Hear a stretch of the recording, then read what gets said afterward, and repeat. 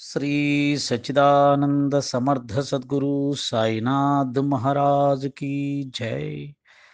ఓం సాయిరామ్. శ్రీ సాయి గణేశాయ నమః. శ్రీ సాయి సరస్వత్యై నమః. శ్రీ గురుభ్యో నమః. సచ్చిదానంద సమర్థ సద్గురు సాయినాథ్ మహారాజ్ की జై. శ్రీ సాయి సచ్చరిత్ర ఓవి టు ఓవి, హేమాడ్ పంత్ విరచితం, మణియమ్మ తెలుగు అనువాదం.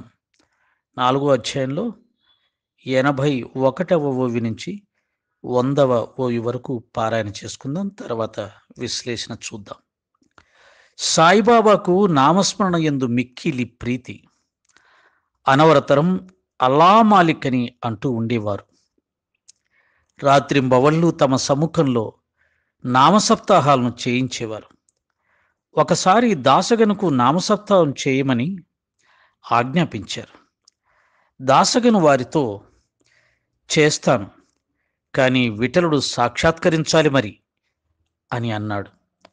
అప్పుడు బాబా తమ చేతిని గుండెపై వేసుకొని దాసగనుతో, భక్తిభావం ఉంటే విఠలుడు తప్పక ప్రకటమవుతాడు. ఠాకూర్నాథుని ఢంకపురి, విఠలుని పండరీపురం, శ్రీకృష్ణుని ద్వారకా నగరం ఇదే. చూడడానికి ఎక్కడో దూరానికి వెళ్ళే అవసరం లేదు. విఠలుడు ఎక్కడో వేరే ఏకాంత స్థలం నుండి లేచి రావాలా? భక్తి ప్రేమలు, ఆతృత ఉంటే ఇక్కడే ప్రకటమవుతాడు. పుండలీకుడు తల్లిదండ్రుల సేవ చేసి దేవాదిదేవుణ్ణి మోహితుని వచ్చేసి వశపరుచుకున్నాడు.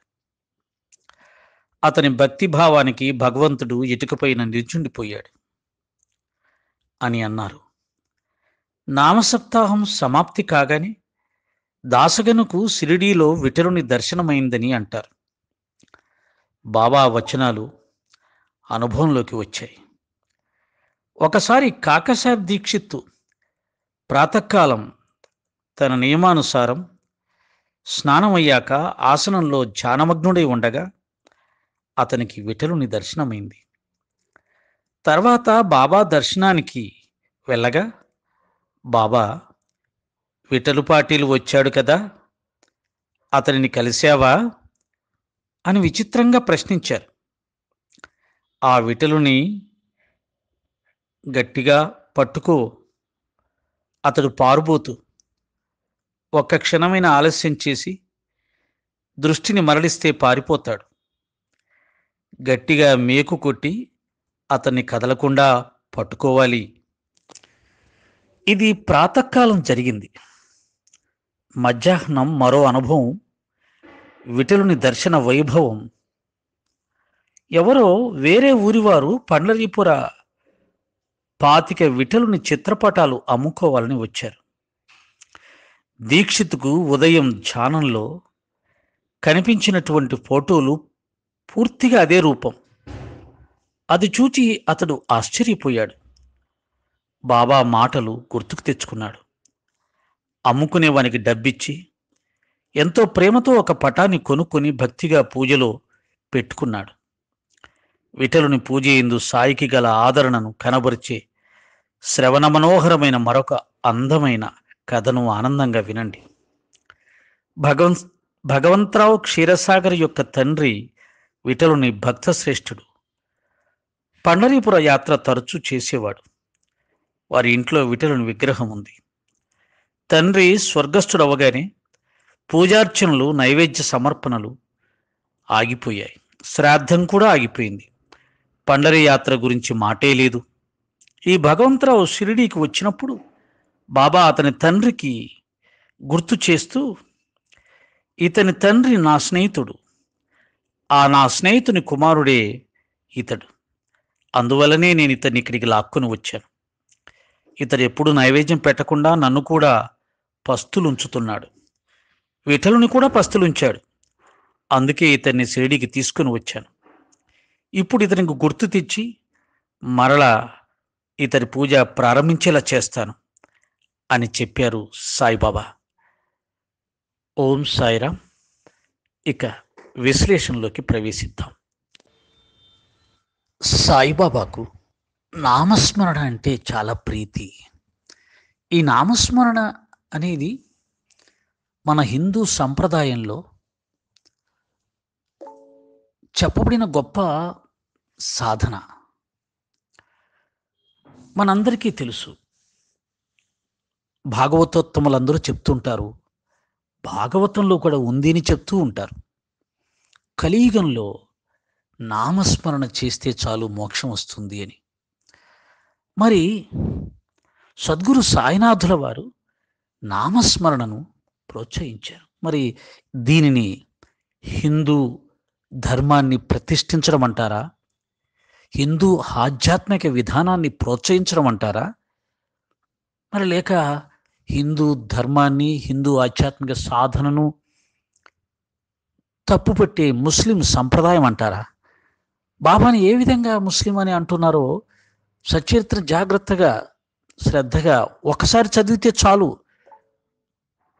హిందూ మతం, హిందూ ధర్మం అని గొంతులు చించుకుంటున్నటువంటి గొప్ప గొప్ప ప్రవచకుల కంటే కూడా సాయినాథుల వారు హిందూ ధర్మాన్ని, హిందూ ఆధ్యాత్మిక సాధనను 100 రెట్లుగా నిలబెట్టారు, ప్రోత్సహించారు, అనుభవాలు ఇచ్చారు అనేది కూడా మనం ఈ సందర్భంగా గుర్తు చేసుకోవాలి. నామస్మరణ, బాబాగారు నామసప్తాహాలు చేయించేవారంట. ఎవరన్నా ఉన్నారేమో ఒకసారి ఈ బాబాను విమర్శించే ప్రవచకులు కానీ, పండితులు కానీ, హిందూ ధర్మ ప్రచారకులు కానీ ఒక 7 రోజులు రాత్రి పగలు భగవన్నామస్మరణ చేయించగలిగిన స్వామీజీలు లేదా తత్వ ప్రచారకులు, తత్వ ప్రవచకులు, భాగవతోత్తములు, పీఠాధిపతులు ఎంతమంది ఉన్నారో ఒక్కసారి ఆలోచించండి.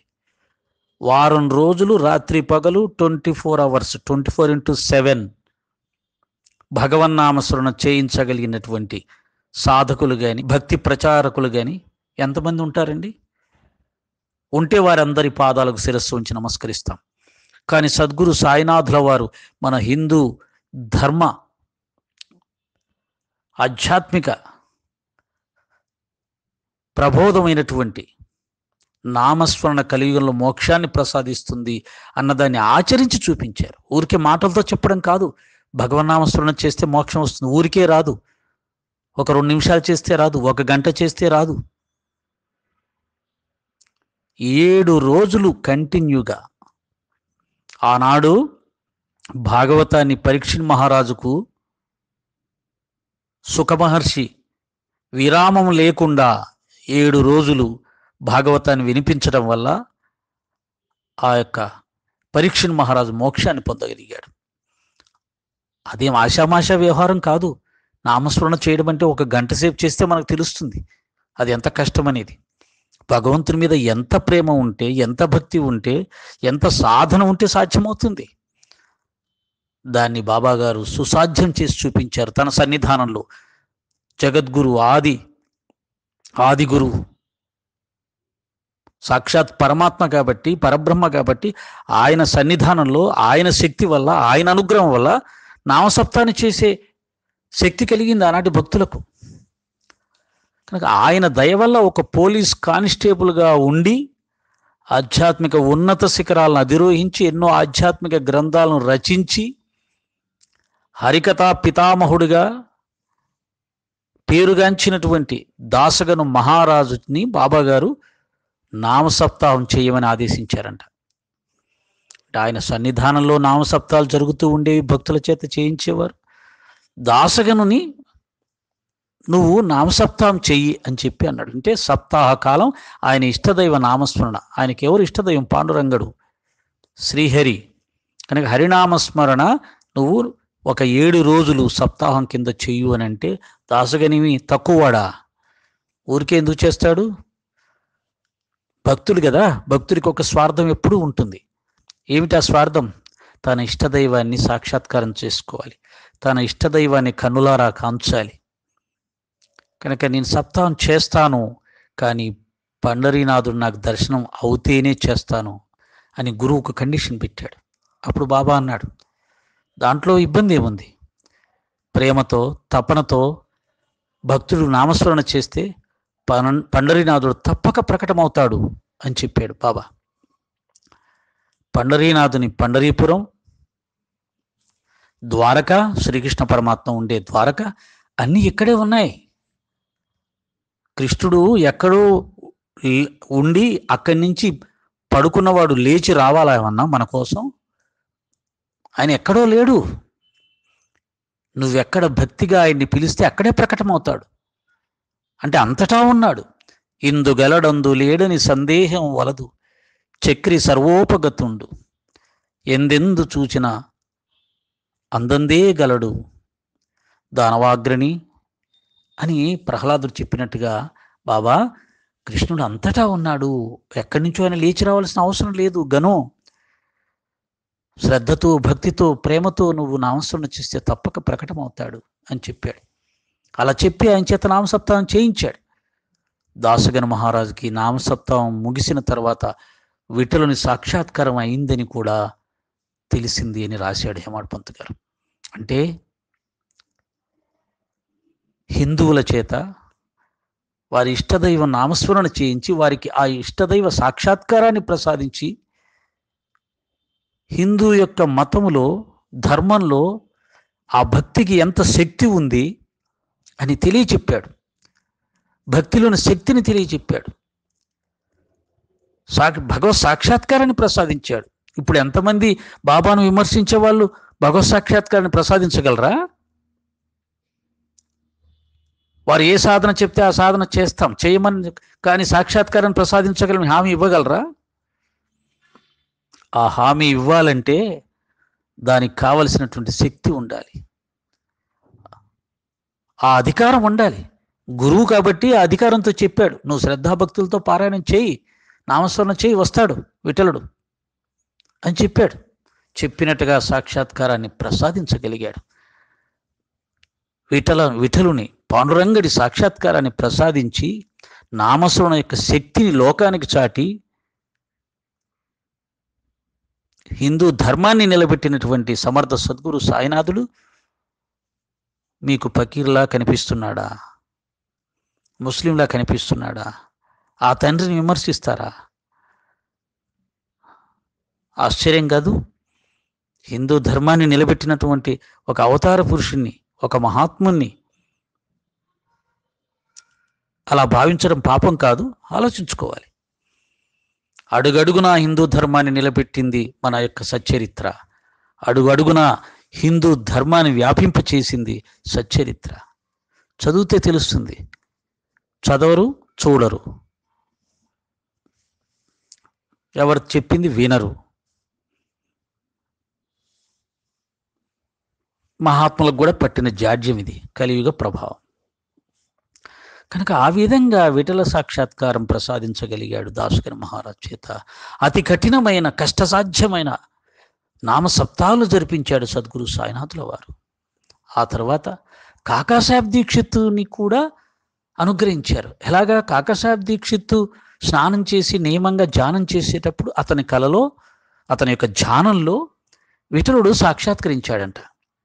అతను ఆశ్చర్యపోతూ ఆనందంగా బాబా దగ్గరికి వెళ్ళాడు, బాబా దర్శనానికి. అప్పుడు బాబా అన్నాడు, విఠల పాటీలు వచ్చినాడా? జాగ్రత్త, వాడు ఒట్టి పారుబోతు, గోడకు మేక్కొట్టి పట్టినట్టుగా అతన్ని పట్టి ఉంచాలి అన్నాడు. అంటే దీని అర్థం ఏంటి? ఒక్క క్షణం నీవు అలక్ష్యం చేసిన విఠల పాటీలు పారిపోతాడు అన్నాడు. అంటే దీని అర్థం ఏంటంటే ఎప్పుడూ భగవద్ధ్యానంలో ఉండే వారికే అతన్ని పట్టుకోవడం సాధ్యమవుతుంది. అందుకని అనన్య భక్తి అంటాడు. ఎవరైతే నాకు అనన్యంగా శరణు చూస్తారో, ఎవరైతే నన్ను అనన్యంగా భక్తిని చేస్తారో, ఆచరిస్తారో, అనన్య భక్తి అంటే ఇంకా అదే భక్తి తప్పితే ఇంకోటి లేదు. తన ఇష్టదైవ ఆరాధన తప్పితే, నామస్మరణ తప్పితే, సంకీర్తన తప్పితే, ధ్యానం తప్పితే, భావన తప్పితే, ఆయన లీలలు తప్పితే, ఆయన కథలు తప్పితే ఇంకో మాట రాదు భక్తుడికి. ఆ అనన్య భక్తిని సాధించమని చెప్తున్నాడు బాబా. నువ్వు ఒక్క క్షణం లోకం గురించి ఆలోచిస్తే, నీ మనసును ఒక్క క్షణం లోక విషయాల వైపు పంపిస్తే, ఆ ఒక్క క్షణంలో ఆ పాటీలు, విఠల్ పాటీలు పారిపోతాడు నీ మనసులోంచి. మాయ వచ్చేస్తుంది నీ మనసులోకి. కనుక భగవత్ సాక్షాత్కారం పొందాలనుకున్న వారికి అనన్య భక్తి తప్పనిసరి. లోక వ్యవహారాలను పూర్తిగా వదిలివేసి అనన్యంగా నీ ఇష్టదైవారాధనలో నువ్వు లీనమవ్వాలి. అప్పుడే అది సాధ్యమవుతుంది. మనం అనన్యంగా బాబా సేవలో ఉంటున్నామా? అనన్యంగా బాబా ధ్యానంలో ఉంటున్నామా? బాబా భావంలో ఉంటున్నామా? లేక ప్రాపంచిక విషయాలను కూడా తెచ్చిపెట్టుకుంటూ ఉన్నామా?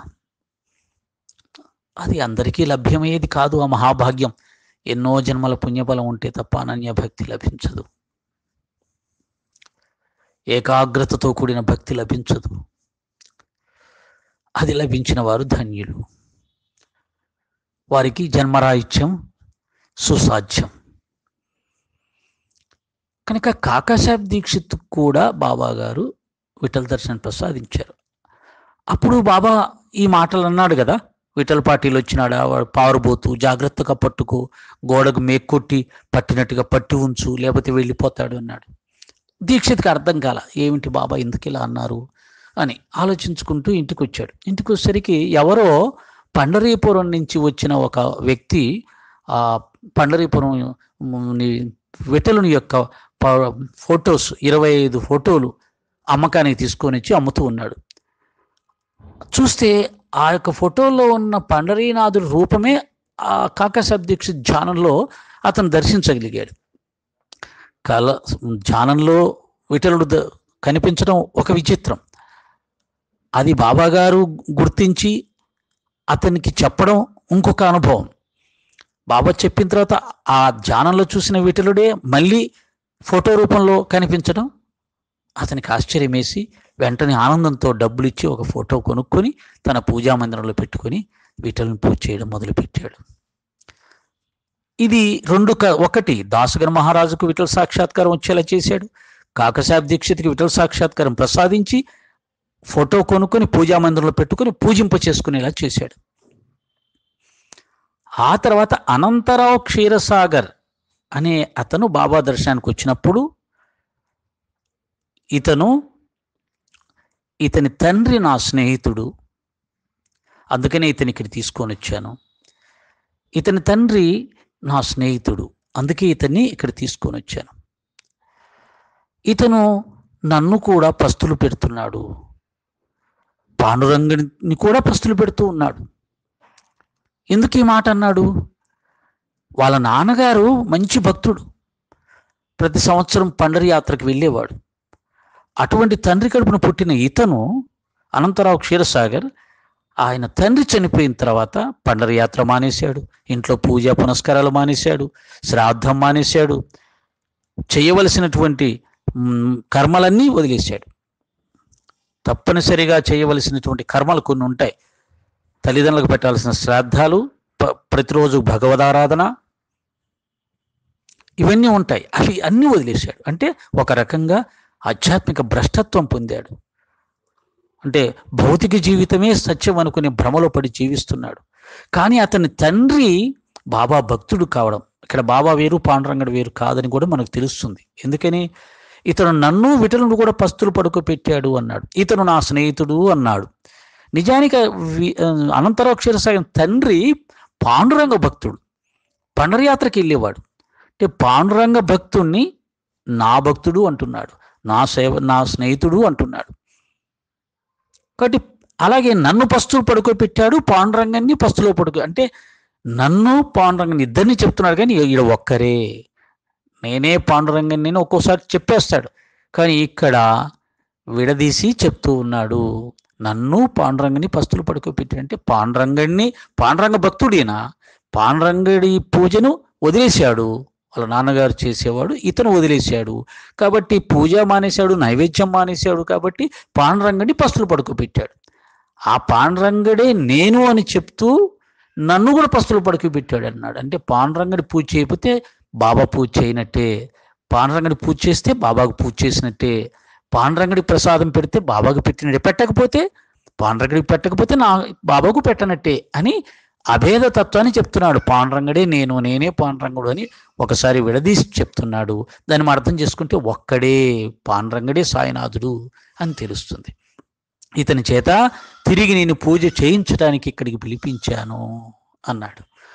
సచ్చరిత్రలో చాలా చిత్రంగా కొన్ని సందర్భాల్లో కొన్ని ఉంటాయి. అవి చూసి మనం చాలామంది ఒక సందర్భంలో ఉన్నదాన్ని తీసుకొని సచ్చరిత్ర ఇలా చెప్తుంది, బాబా ఇలాగే చెప్పాడు అంటారు. కానీ ఎప్పుడు కూడా మళ్ళీ ఇంకొక చోట ఇప్పుడు నువ్వేదైతే వద్దనుకున్నావో దాన్ని కావాలని చెప్పిన సందర్భం ఒకటి ఉంటుంది. నువ్వు ఏదైతే కావాలనుకుంటామో వద్దనుకున్న సందర్భం ఒకటి ఉంటుంది. ఏమని 19వ అధ్యాయంలో చెప్తాడు, ఎవరి దగ్గర ఎటువంటి ఉపదేశాలు తీసుకోవద్దమ్మా అంటాడు. కానీ బాబా ఒక చోట ఇంకొక చోట కాపాడే భార్యకు రాజారాం అనే మంత్రం ఉపదేశం ఉంటాడు. అలాగే ఇక్కడ ఇంకో చోట పూజాతంతుతో నాకు పని లేదు, షోడశోపచార పూజలు నాకు అవసరం లేదు అని చెప్పి ఉంటాడు. కానీ ఇక్కడ అనంతరావు క్షీరసాగర్ నుంచి ఏమంటున్నాడు, ఇతని చేత తిరిగి పూజ ప్రారంభింపచేస్తాను అంటాడు. అంటే ఇక్కడ పూజ చెయ్యమని చెప్తున్నాడు. అక్కడ పూజతో నాకు అవసరం లేదన్నాడు. పూజ అవసరం లేదు అన్న సందర్భం, పూజ అవసరం లేని భక్తుల స్థితి ఒకటి ఉంటుంది. పూజ అవసరమైన సందర్భం, పూజ చేయాల్సిన స్థితి కొంతమందికి ఉంటుంది. అంటే ఆ వ్యక్తిని బట్టి, సందర్భాన్ని బట్టి, స్థాయిని బట్టి గురు బోధన మనం అర్థం చేసుకోవాలి. ఓవరాల్గా బాబా అసలు పూజే చేయొద్దన్నాడు అని చెప్తే అది తప్పు. అలా అని చెప్తే మరి అనంతర క్షీరసాగర్ విషయంలో బాబా పూజ చెయ్యమని చెప్పాడు కదా, అదే పనిగా పిలిచి మరీ చెయ్యమని చెప్తున్నాడు. మళ్ళీ దీనికి వక్ర భాషలు చెప్పుకోకూడదు. అంటే మనకి ఇష్టమైన దాన్ని సమర్థించుకోవడానికి మనం వక్ర భాషలు చెప్తూ ఉంటాం. దీన్నే తర్కం అంటారు అన్నమాట. దానివల్ల ఎప్పుడూ కూడా ఆధ్యాత్మిక మార్గంలో సత్యం మనకు దర్శనం కాదు. కాబట్టి బాబా ఒక చోట పూజా తంతుతో పని లేదు అన్నాడు. అది ఏ స్థాయిలో ఎవరికి అనేది ఒకటి ఉంటుంది. ఇక్కడ పూజ చెయ్యమని చెప్తున్నాడు. ఈ యొక్క అనంతరావు క్షీరసాగర్ స్థితికి, అతని యొక్క ప్రవర్తనకు పూజ అవసరం. పూజ అనేది ప్రాథమికమైనటువంటి భగవద్ ఆరాధన, ప్రాథమికంగా భగవంతునితో అనుబంధాన్ని ఏర్పాటు చేసేది, మనిషికి సహనాన్ని కలిగించేది, మనిషికి శ్రద్ధని కలిగించేది, శరీరాన్ని వంచేలా చేసేది. భవిష్యత్తులో నువ్వు చేసే కొన్ని ఆధ్యాత్మిక సాధనలకు శ్రద్ధ, సహనం ఇవన్నీ కూడా, కష్టం, ధనం వినియోగించటం, ఇవన్నీ పూజలో ఉంటాయండి. సత్సంగంలో శ్రవణం, పఠనం, సత్సంగం చాలా తేలిక. కానీ పూజలో చాలా కష్టపడాలి, శరీరాన్ని వంచాలి, చాలా శ్రమ పడాలి, డబ్బు ఖర్చు పెట్టాలి, శ్రద్ధగా చెయ్యాలి, అన్నీ ఉంటాయి కదా. దీపారాధన చేయాలంటే నూనె ఖర్చు అవుతుంది, ఒత్తులు కొనుక్కోవాలి, అగరబత్తులు వెలిగించాలి, పూజా మండపం అంతా శుభ్రం చేసుకోవాలి. పూజ చేయాలంటే స్నానం చేయాలనేది ఉంటుంది, స్నానం చేస్తాము, దండలు కొనుక్కొచ్చి వెయ్యాలి, ప్రసాదాలు పెట్టాలి, ఇదంతా ఖర్చు కదా. ఖర్చు పే చెయ్యాలి, కష్టపడాలి, ఎన్నో విశేషాలు ఉన్నాయి అందులో. అవన్నీ చేయడం చాలా కష్టం. ఊరికే కూర్చొని పుస్తకం పారాయణం చేయడం చాలా తేలిక, ఎవరైనా పారాయణం చేస్తుంటే వినడం ఇంకా తేలిక. చేసేవాడికైనా కొద్ది శ్రమ ఉంటుంది, వినేవాడికి అసలు ఏం శ్రమ ఉండదు. వీలైతే అప్పుడప్పుడు హాయిగా నిద్ర కూడా పోవచ్చు. చెప్పేవాడికి నిద్రపోవడానికి అవకాశం లేదు, వచ్చినా కానీ చాలా ఇబ్బంది. కనుక పూజలో చాలా శ్రమ ఉంది, ఖర్చు ఉంది, చాలా శ్రద్ధ ఉంది. దానివల్ల ఎంతో ఫలితము ఉంటుంది. శారీరకంగా, మానసికంగా, భవిష్యత్తులో ఆధ్యాత్మిక సాధనలకు ఎంతో ఉపయోగపడుతుంది. ముందు ధనాన్ని భగవంతుడి కోసం ఖర్చు పెట్టడం వస్తుంది. సరే, పూజకే ఖర్చు పెట్టాలా, మేము సత్సంగాలు చేస్తూ ఆ ధనాన్ని పేదలకు ఖర్చు పెట్టి తప్పులేదు. కానీ శ్రమ అనేది ఒకటి ఉంటుంది, శ్రద్ధ అనేది ఒకటి ఉంటుంది, శుభ్రత అనేది ఒకటి ఉంటుంది. ఇవన్నీ కూడా కలిస్తే పూజ. అందుకే నవవిధ భక్తుల్లో పూజను కూడా ఒకటి చేర్చి పూజ ద్వారా కూడా మోక్షాన్ని పొందవచ్చు. నవవిధ భక్తుల్లో ఏదో ఒక్కదాన్ని శ్రద్ధగా చేసిన మోక్షం పొందవచ్చు అని అనుకుంటున్నాం కదా. కానీ ఆ ఒక్కటి పూజ కూడా ఉందిగా, ఆ పూజను చేసిన మోక్షం పొందొచ్చుగా. ఆ పూజను ఎందుకు మనం కాదంటున్నామంటే పూజలో శ్రమ ఉంది, పూజలో చాలా కష్టం ఉంది, పూజలో చాలా ఖర్చు ఉంది, పూజలో ఇంకా చాలా విశేషాలు ఉన్నాయి. అన్నిటి మీద మనసు పెట్టడం చేతగాక సులభమైనటువంటిది. అందుకని ఎందుకేం చెప్పారంటే, శ్రవణం ఎందుకని చెప్పారంటే అన్నిటికంటే చాలా సులభమైంది. ఎవరూ దాన్ని కాదనలేరు. పైసా ఖర్చు లేదు, శ్రమ లేదు, కాబట్టి అందరూ దాన్ని వెంటనే తీసుకోగలరు. అలాగే భగవంతునికి సంబంధించిన అనేక విషయాలు తెలుసుకోవడానికి కూడా శ్రవణంలో అవకాశం ఉంటుంది. కాబట్టి శ్రవణం ఇంపార్టెన్స్ ఏంటంటే, చెప్పే వ్యక్తిలో కనుక గొప్ప పాండిత్యమో, భక్తో, జ్ఞానమో ఉంటే వినేవాడికి చాలా విషయాలు సులభంగా తెలుస్తాయి. అలాగే పైసా ఖర్చు పెట్టలేకుండా కూర్చొని హాయిగా వినొచ్చు. అలా వినడం ద్వారా నెమ్మదిగా అతనికి భక్తి ప్రపత్తులు పెరుగుతాయి. భగవంతుడు అంటే ఏంటో తెలుస్తుంది. భగవంతుని ఎందుకు పూజించాలో ఆరాధించాలో తెలుస్తుంది. ఆ శ్రవణం ద్వారా భగవంతుని యొక్క గొప్పతనం తెలిసిన తర్వాత ఆటోమేటిక్గా వాడే పూజ చేస్తాడు. అందుకని శ్రవణాన్ని ముఖ్యం ముందు పెట్టారు. ఎందుకని ముందు శ్రవణం చేయి, నీకు భగవంతునికి తెలుసుకో. ఆ తర్వాత మిగతాయని నువ్వే చేస్తావు పరిగెత్తుకుంటూ. నువ్వే ఆయన కోసం కీర్తన పాడతావు, నువ్వే ఆయన కోసం పూజ చేస్తావు, నువ్వే ఆయన కోసం మందిరాలకు పరిగెడతావు, నువ్వే ఆయన సేవలో పాల్గొంటావు, నువ్వే ఆయన పాదాలు ఒత్తితే బాగుండు అనుకుంటావు, నువ్వే ఆయనకు దాసానుదాసుడిగా ఉంటే చాలు అనుకుంటావు, నువ్వే ఆయనకు నమస్కారం సాష్టాంగ నమస్కారాలు నువ్వే పెడతావు. ఎందుకని ఆయన గొప్పతనం తెలిసే కొద్దీ నీవు వంగిపోతావు, నీ శరీరం వంగుతుంది, నీ మనసు వంగుతుంది. ఇలా నవవిధ భక్తుల్లో 8 రకాల భక్తులు నీకు కలగడానికి శ్రవణం ఉపయోగపడుతుంది. ఈ శ్రవణం వల్లనే ఆ 8 నువ్వు చేయగలుగుతావు. అంతేగాని ఆ 8 ఏమి అక్కర్లేదు అనేది కాదు. శ్రవణం ఎందుకు ప్రాధాన్యత ఇచ్చారంటే శ్రవణం వల్ల నీకు 8 రకాల భక్తులు ఎలా ఆచరించాలో, ఎలా ఆచరించవచ్చో, దానివల్ల వచ్చే ఫలితాలు ఏంటో, భగవంతుని పొందాలంటే వాటి యొక్క ఆవశ్యకత అంటే ఏంటో ఇవన్నీ నీకు తెలుస్తుంది. అందుకని శ్రవణాన్ని ప్రాధాన్యత ఇచ్చారండి. ఉట్టి శ్రవణం చేసి పొద్దులేసి అబద్ధాలు ఆడితే కుదురుతుందా? కుదరదు. శ్రవణంలో అసత్యం ఆడకూడదు, ఎప్పుడు సత్యం పలకాలి అని కొన్ని కథలు ఉంటాయి. సత్యం యొక్క విలువ చెప్తాడు. కాబట్టి నువ్వు శ్రవణంలో తెలుసుకున్న దాన్ని ఆచరించాలి.